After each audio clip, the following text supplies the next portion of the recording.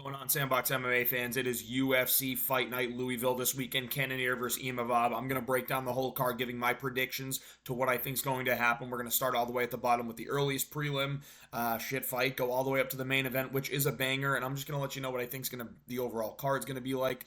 Break down who I think is going to win, how they're going to win.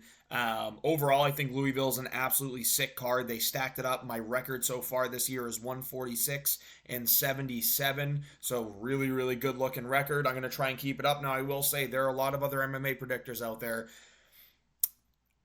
I got a lot of different picks in them, so this is really good. Going to be interesting to see. This is either going to be me being a genius or me just overthinking everything. But let's go right into it. First fight in the card: Rayan dos Santos versus Puja Tomar.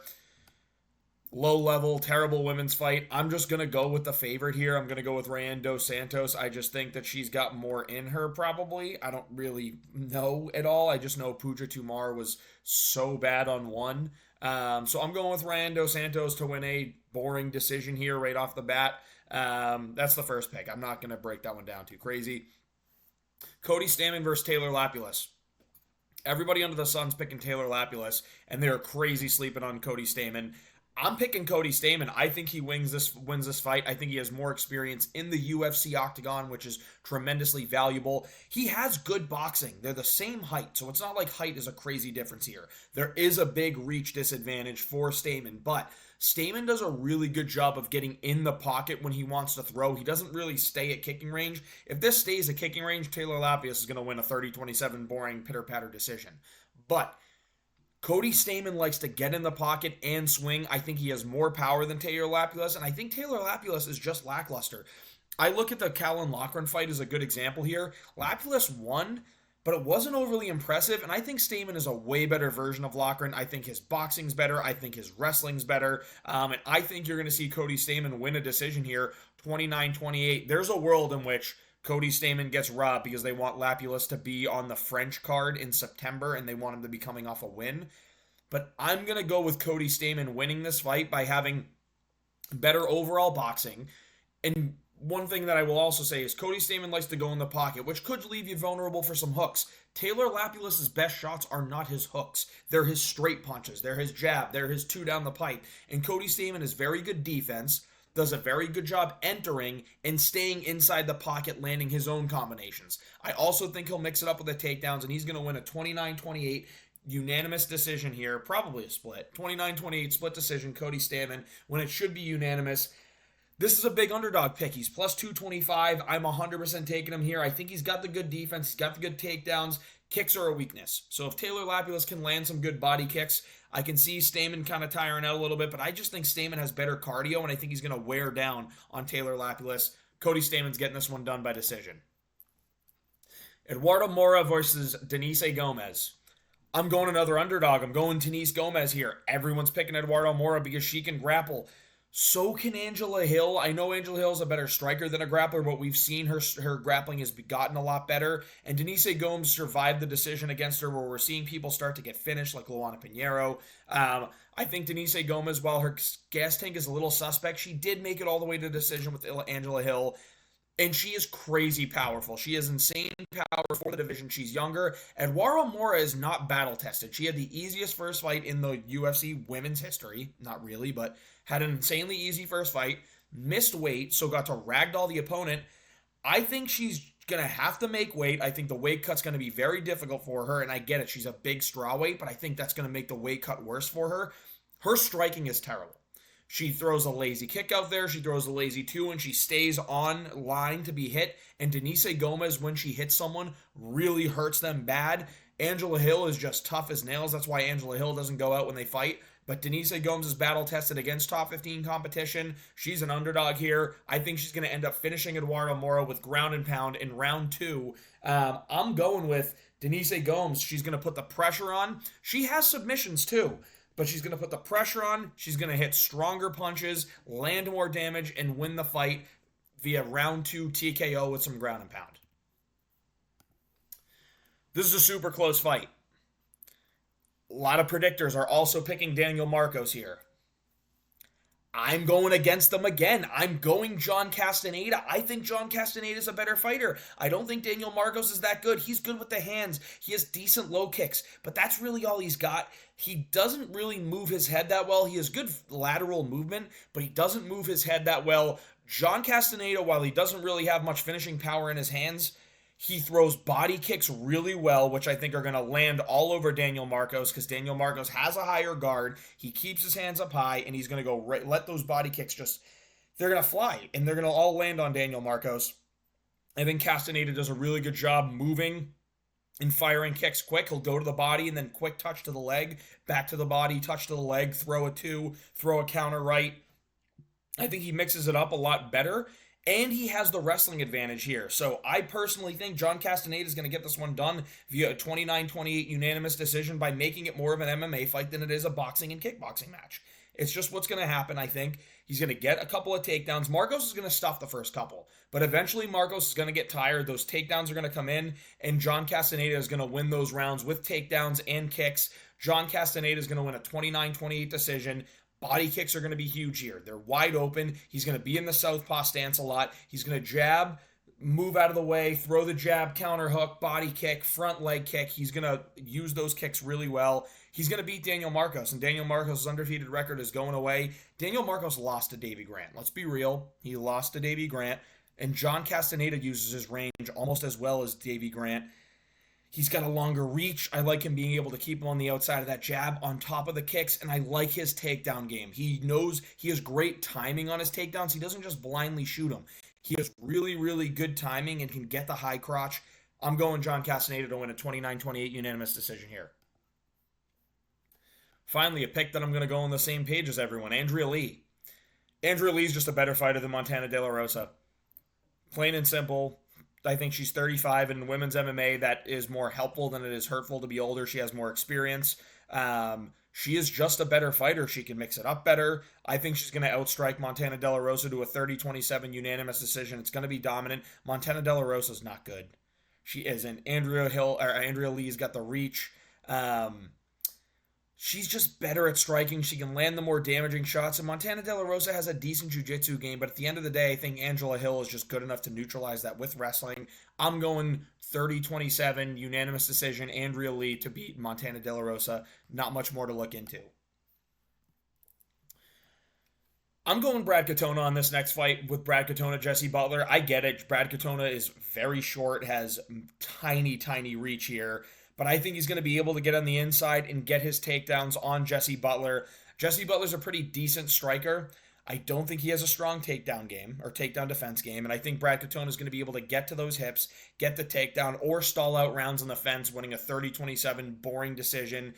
Jesse Butler's going to have moments where he's picking apart at range. He is coming down from lightweight, which scares me a little bit. But I think Brad Katona is just better than Jesse Butler. Not much better. I think he's incredibly overrated, but I do think he'll be able to get in on the inside, push this fight up against the cage, and win a lot of this fight with knees to the leg, punches really in close, like clinching against and throwing the left hook a lot while they're in the clinch position. Brad Katona is going to win this fight via his takedowns and his clinch game, 30-27. Just don't think Jesse Butler's that good. I don't think Katona's that good either, but I just think Jesse Butler is that bad. We're moving on. Charles Radke, the based one, versus Carlos Pratas. I love Charles Radke. Based human being. Funny. Had a moment on the mic that had a lot of people laughing. He's got a good left hook too, man. He's got a good, powerful left hook. He's in his prime right now. So is Carlos Pratas, though. He's entering his prime. Pratas has much more range, is much taller, uses his kicks well. He has insanely good body knees. I think he's going to throw a lot of those and really hurt Charles Radke to the body and then finish with twos up top. He's a finisher. Carlos Pratas is a finisher, and I think Charles Radke is there to be hit. Gilbert Urbina's not that good, and Charles Radke got the win over him. Kudos with a good, I think he got the knockout win. But I think Carlos Pratas is going to get this one done here using his range. He's had his UFC fight against Traven Giles, which didn't look good, but he ended up getting the finish on an off night anyway. Carlos Pratas is going to get this one done by a round 2 KO with a 2 straight to the face like he did Traven Giles, but what's going to open it up is those step-in knees to the body. He throws them really well. He's going to use his low kicks well. He's going to use his boxing well, but those knees to the body are going to be the game changer in the fight. They're going to take the wind out of Charles Radke's sails, and he's going to start wilting a little bit, and that's when Pratas is going to finish up top, get the finish. We're going Carlos Pratas here to win a round 2 KO over Charles Radke. It's sad, but if Radke wins, I'm happy. He's on the mic again, so maybe he'll say it again, Radke. Thiago Moises versus Ludovic Klein. I'm surprised at the line here. I'm going to go Thiago Moises. I think he's going to get his takedowns in this fight, and I think he's going to hold back control and eventually find a late round submission. You know what? He's going round 1 submission over Ludovic Klein. I think Ludovic Klein's striking is really, really good. Very dynamic, uses his kicks well, has good range and reach, good punches. He mixes it up really well. He's a stud. But Thiago Moises is a bad matchup for him. Thiago Moises can consistently shoot takedowns. He's incredibly durable. This guy went 4 rounds with Makhachev, went into the 2nd round with BSD after getting wailed on. I think Thiago Moises is a good fighter. He has tremendous jiu-jitsu. He's very physically strong. I think he'll get his takedowns. I think he'll transition to the back. And I think he'll get his round 1 rear naked choke over Ludovic Klein. Ludovic Klein doesn't have bad takedown defense. The chain wrestling is what I'm a little worried about here for him. And I think Thiago Moises is going to be strong enough to get this fight to the ground, make that back transition, and like I've said twice already, get the rear naked choke in round 1. And he might get caught coming in with a knee to the body, an elbow coming in, but Thiago Moises has a chin on him. He's a very talented fighter. He and Ludovic Klein are both entering his prime, but I think I've seen some things about Thiago Moises in his career that makes me think that this is the kind of style matchup that he's going to thrive in. He's getting the win, rear naked choke, round 1. I'm going another underdog pick, Thiago Moises. To this point on the prelims, we have 1, 2, 3, 4 out of the, I think, 8 or 7 fights are underdog picks here for me. So that's what we're going with. Thiago Moises, round 1, rear naked choke. I wish I could say underdogs were going to continue to come. Now, Miguel Baeza is back. He's been in some really fun fights. I think he's super skilled. He got chinned by Chaos Williams. He went into a war with Santiago Ponzinibbio, which he could have won. I did give it a Ponzi, though. Puna's not good. He's just not. He has some power, but he's really not good. His body is wide open to be kicked, and I think Miguel Baeza uses great leg kicks and body kicks in his fight. He has good boxing. He's a very well-rounded fighter. I don't think Puna is going to be able to just bulldoze, take him down, and I think that the range that he has in this fight is going to be really, really good for him. He's going to use his jab well. He's got better height. His kicks are going to work well. I think Miguel Baeza is going to beat up Punahele Soriano for 3 rounds and get a round 3 finish via leg kick. I'm going with a leg kick finish for Miguel Baeza over Puna Soriano. I think his leg kicks are incredible, man. I think he's going to use those low inside kicks and then switch it and go to the back leg. Use his front leg and kick Puna's back calf. That's what I meant.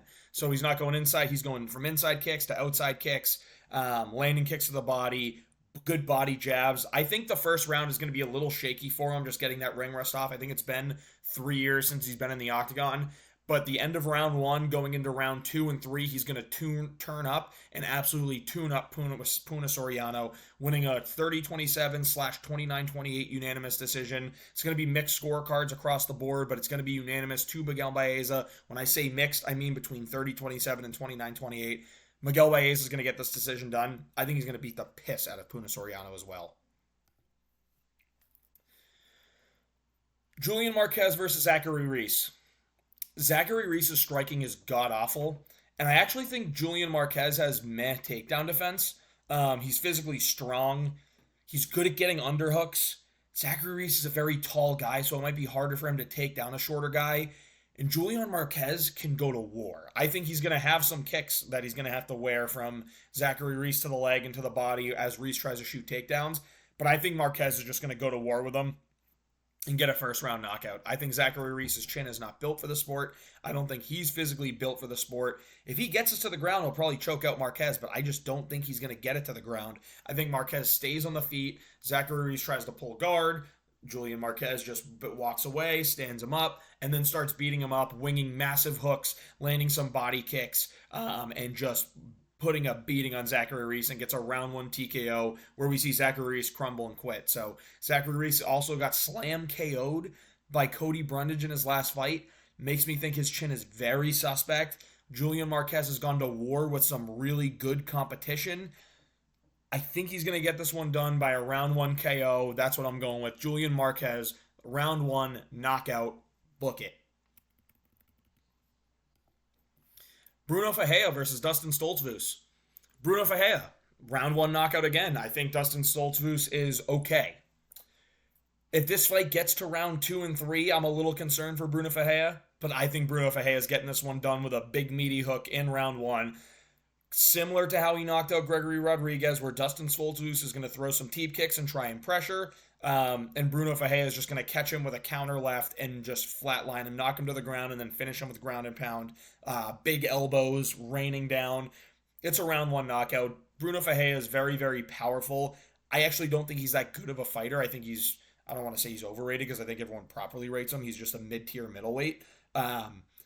Dustin Stoltzfus, though, again, I think he's right on that tier with Bruno Ferreira, but I don't think he's got the chin, and I don't think he has the finishing ability to win this fight against Bruno Ferreira. I'm going with Bruno Ferreira. I like the finish ability that he has. And again, like I said, I think it's going to be a counter left hook in the first round. He's going to sit down Stoltzfus, get top mount, and just rain elbows and get the finish. Bruno Ferreira, round 1 TKO. Easiest fight on the card, in my opinion, here. Raul Rosas is going to choke out Ricky Turcios in round 1. Simple. He's physically stronger. Ricky Turcios is a terrible fighter. I have no problem saying he is an absolutely god-awful fighter. Raul Rosas has had time to continue to grow in the octagon. He's super young, but he's very physically strong, and I think he puts on such a crazy pace in the first round that he is relentlessly going to get his takedown in round 1 against Ricky Turcios, land some ground and pound. Turcios is going to turn around, give up his neck, and Raul Rosas is going to cinch in the rear naked choke in round 1. It's going to be the easiest fight on the card to predict. Raul Rosas is getting this one done so easy. He should be a minus 600 favorite because I think Ricky Turcios is terrible. UFC knows what they're doing. They're laying him up with an easy fight here. I don't like Ricky Turcios, man. I don't like him. I think he throws pillow pitter-patter punches that never land. I don't like his style. Something about this guy really drives me nuts every time I look at it. He's not going to get Raul Rosas to the ground. Raul Rosas is easily going to get him to the ground, get the rear naked choke in round 1, may even land some damaging elbows when he's in top position, but Ricky Turcios is giving up that neck in round 1. Dom versus Jacoby. I want to pick Reyes, I really do want to pick Dominic Reyes. I don't know if you can hear my dog barking like crazy, but she's always excited. Cute pup. But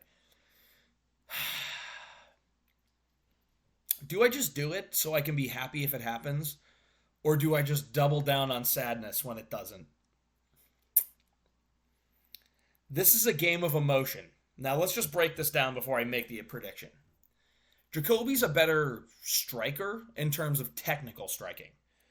Glory kickboxer, great low kicks, really good boxing combinations that are very, very dangerous, something that could hurt Dominic Reyes a lot.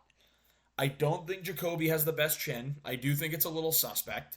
And I don't think his takedown defense is that great either. It's okay, but I don't think it's that great. He's 36 years old, but he's fought a lot of competition. 19-8 is his MMA record, but I think he has another 35 or so to 40 fights in kickboxing. Now, Jacoby beat Khalil Roundtree. As far as I'm concerned, Khalil Roundtree isn't that good. He's just incredibly powerful. And people are going to fight with me on that till the day they die. It's totally fine because I'll be right and you'll see it soon enough. But Jacoby's boxing combinations are really good. He's giving up an inch of reach, so nothing crazy. He's giving up an inch of height. Again, nothing crazy. He's not as good on the ground as Dominic Reyes. Now, when we look at Dominic Reyes, I think his striking's awesome.